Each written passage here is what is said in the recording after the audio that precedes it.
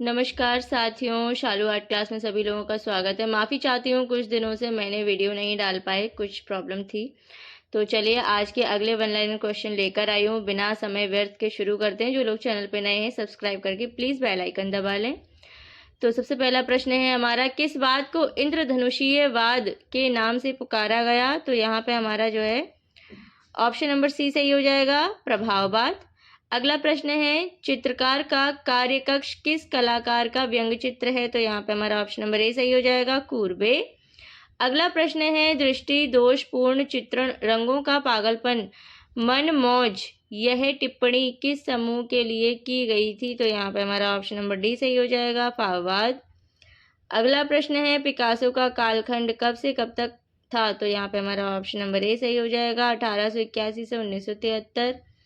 यहाँ पे सही मिलान करना है तो यहाँ पे पहले तो हमारा ऑप्शन नंबर डी सही हो जाएगा। इसके हिसाब से आप मिलान करिए तो हमारा जो है काली घड़ी हो जाएगा पाल सेजान, आलू बख्शी हो जाएगा वान गो, तीन वादक हो जाएगा हमारा पिकासो, जीवन का आनंद हो जाएगा हमारा मातिस यानी कि नंबर 3। चलिए अगला प्रश्न देख लेते हैं, ब्लू राइटर मंडल किस बात से संबंधित है? तो यहाँ पे हमारा ऑप्शन नंबर बी सही हो जाएगा, अभिव्यंजनवाद। अगला प्रश्न है, इनमें से कौन से कलाकार बहुत से जुड़े हुए थे? तो यहाँ पे हमारा ऑप्शन नंबर डी सही हो जाएगा, पॉल क्ले। अगला प्रश्न है, यथार्थवाद का प्रथम घोषणा पत्र किसने प्रकाशित किया? तो यहाँ पे हमारा ऑप्शन नंबर बी सही हो जाएगा, आंद्रे ब्रेटन। अगला प्रश्न है, निम्नलिखित में से किस प्रभाववादी चित्रकार ने जापानी प्रिंट से सर्वाधिक सीखा? तो यहाँ पे हमारा जो है ऑप्शन नंबर डी सही हो जाएगा, मोने। अगला प्रश्न है, निम्नलिखित में से किस देश में फ्रांसिस्को गोया का जन्म हुआ? तो यहाँ पे हमारा ऑप्शन नंबर ए सही हो जाएगा, स्पेन। अगला प्रश्न है, विंसेंट वैन गॉग के चित्र डैश से प्रभावित हैं? तो यहाँ पे हमारा ऑप्शन नंबर डी प्रभाववाद सही हो जाएगा। तो चलिए अब अगला प्रश्न देख लेते हैं, डिवाइन कॉमेडी का चित्रकार है? तो यहाँ पे हमारा option number A William black. अगला प्रश्न है, प्रभाववाद का बीजारोपण कब हुआ? तो यहाँ पे हमारा ऑप्शन नंबर जो है डी सही हो जाएगा, 1863 में। अगला प्रश्न है, भाववाद के प्रमुख चित्रकार हैं? तो यहाँ पे हमारा ऑप्शन नंबर जो है ए सही हो जाएगा, मातिस। सॉरी, भाववाद के प्रमुख चित्रकार हैं के मतलब कई सारे पूछे तो मातिस, व्लार्मिक और देरे तीनों ही हैं, तो ऑप्शन नंबर डी सही हो जाएगा, ऑप्शन नंबर डी यानी कि ये सभी हैं। अगला प्रश्न है, कथन ए पॉल गॉगिन ने वुडकट और एचिंग दोनों किए, तर्क आर, लेकिन पॉल गॉगिन एक चित्रकार थे और प्रिंट मेकिंग का अभ्यास भी किया। तो यहाँ पे हमारा जो है ऑप्शन नंबर सी सही हो जाएगा, ए और आर दोनों सही है। अगला प्रश्न है, पिकासो द्वारा निर्मित बूढ़ा गिटार वादक चित्र डैश की पेंटिंग है? तो यहाँ पे हमारा ऑप्शन नंबर बी सही हो जाएगा, ब्लू पीरियड। अगला प्रश्न है, पिकासो द्वारा बनाया गया कौन सा चित्र घनवाद का प्रथम चित्र माना जाता है? तो यहाँ पे हमारा ऑप्शन नंबर सी सही हो जाएगा, लेस डेमाइसेलेस डी एविग्नॉन। अगला प्रश्न है, उत्तर प्रभाववाद नामकरण किसके द्वारा एवं कब किया गया? तो यहाँ पे हमारा ऑप्शन नंबर ए सही हो जाएगा, रोजर फ्राई, 1910 ईस्वी में। अगला प्रश्न है, गुलाबी काल का संबंध है? तो यहाँ पे हमारा ऑप्शन नंबर बी सही हो जाएगा, पिकासो से। अगला प्रश्न है, जैक्स लुइस डेविस ने किस नई चित्र शैली को जन्म देने का कार्य किया? तो यहाँ पे हमारा ऑप्शन नंबर सी सही हो जाएगा, नवशास्त्रीयवाद। अगला प्रश्न है, प्रभाववाद का मुख्य तत्व क्या है? तो यहाँ पे हमारा ऑप्शन नंबर डी सही हो जाएगा, प्रकाश का बदलता प्रभाव। अगला प्रश्न है, किन चित्रों में स्वप्न और यथार्थवाद को दिखाया गया है? तो यहाँ पे हमारा ऑप्शन नंबर बी सही हो जाएगा, अति यथार्थवाद। अगला प्रश्न है, निम्नलिखित में से कौन सा चित्र एडवर्ड मंच द्वारा निर्मित नहीं है? तो यहाँ पे हमारा ऑप्शन नंबर ए सही हो जाएगा, 3 मई। अगला प्रश्न है, इनमें से किस वाद के चित्रकार विशुद्ध मूल रंगों के अमिश्रित छोटे धब्बों से रंगांकन कार्य करते थे? तो यहाँ पे हमारा ऑप्शन नंबर सी सही हो जाएगा, न प्रभाववाद। अगला प्रश्न है, स्वच्छंदतावाद का संबंध किससे है? तो यहाँ पे हमारा ऑप्शन नंबर ए सही हो जाएगा, कलाकार की निजी भावना। अगला प्रश्न है, इनमें से कौन प्रभाववादी चित्रकार नहीं है? तो यहाँ पे हमारा ऑप्शन नंबर ए मिले सही हो जाएगा।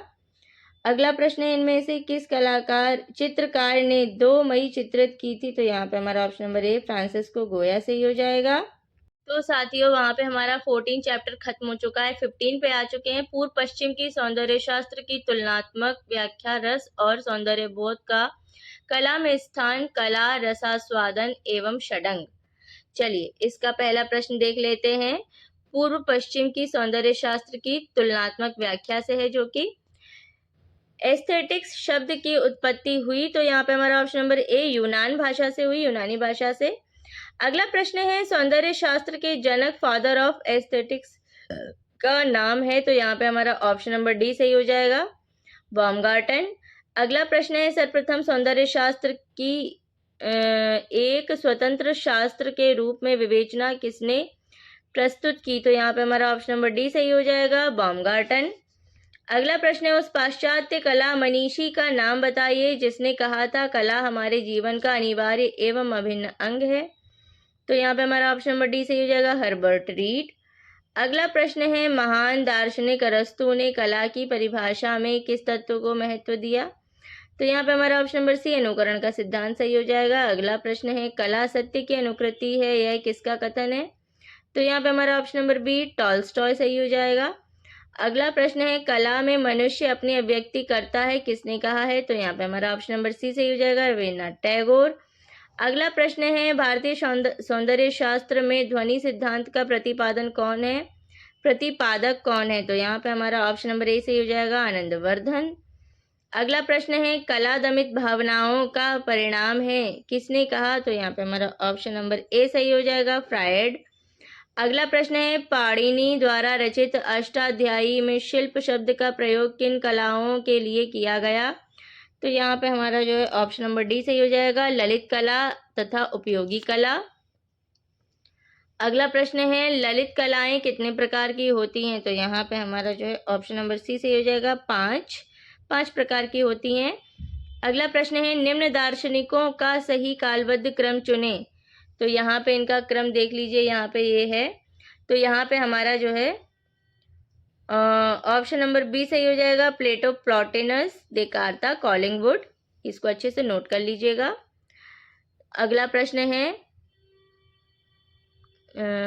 सौंदर्य क्या है? तो यहाँ पे हमारा जो है ऑप्शन नंबर डी सही हो जाएगा, रस की निष्पत्ति, रस निष्पत्ति। अगला प्रश्न है, कला अभिव्यंजना है, किसने कहा? तो यहाँ पे हमारा जो है ऑप्शन नंबर ए सही हो जाएगा, क्रोचे। अगला प्रश्न है, किस दार्शनिक का अभिमत है सौंदर्य ही अभिव्यंजना है? तो यहाँ पे हमारा ऑप्शन नंबर ए सही हो जाएगा, क्रोचे। अगला प्रश्न है, सौंदर्य उद्देश्यहीन सौदेश्यता है, यह उक्ति किसने दी? तो यहाँ पे हमारा ऑप्शन नंबर बी सही हो जाएगा, कांट। अगला प्रश्न है, सौंदर्य भगवान का हस्तलेख है, यह किसका कथन है? तो यहाँ पे हमारा ऑप्शन नंबर बी सही हो जाएगा, इमर्सन। अगला प्रश्न है, भारतीय सौंदर्य शास्त्र के प्रथम दार्शनिक थे? तो यहाँ पे हमारा ऑप्शन नंबर सी सही हो जाएगा, भरत।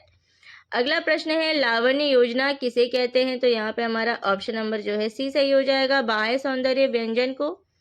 अगला प्रश्न है, निम्न कथन में कौन सा या कौन से सही हैं? सौंदर्य तो इसमें हमारा जो है ऑप्शन नंबर सी देख लेते हैं पहले क्या है। 1 और 2 दोनों, यानी कि सौंदर्य वह शराब है जो रखने व देखने वाले दोनों को ही नशीली बना देती है, और प्रकृति की सुंदरता सौंदर्य का प्रतिबिंब है, नीचे दिए। तो यहाँ पे जो है सॉरी, ये 1 और 2 दोनों सही हो जाएंगे। चलिए अब अगला प्रश्न देख लेते हैं, महान दार्शनिक प्लेटो की दर्शन दीक्षा किस दार्शनिक की छत्र छाया में संपन्न हुई? तो यहाँ पे हमारा ऑप्शन नंबर ए सुकरात सही हो जाएगा। अगला प्रश्न है, निम्न में से कौन सा भेद दार्शनिक हीगल द्वारा बताए हुए कला के वर्गीकरण का हिस्सा नहीं है? तो यहाँ पे हमारा ऑप्शन नंबर ए सही हो जाएगा, अमूर्त। और आज का लास्ट क्वेश्चन है, कला के सौंदर्यात्मक रसास्वादन के बारे में किसका कथन है? रोमांटिक कला में अपने विघटन की प्रक्रिया अंतर्निहित होती है। तो यहाँ पे हमारा ऑप्शन नंबर डी हीगल सही हो जाएगा। इसी के साथ में आज के हमारे बहुत ही इंपॉर्टेंट वन लाइन क्वेश्चन खत्म होते हैं। अच्छे से देखिएगा, ध्यान से देखिएगा, लिख कर देखिएगा।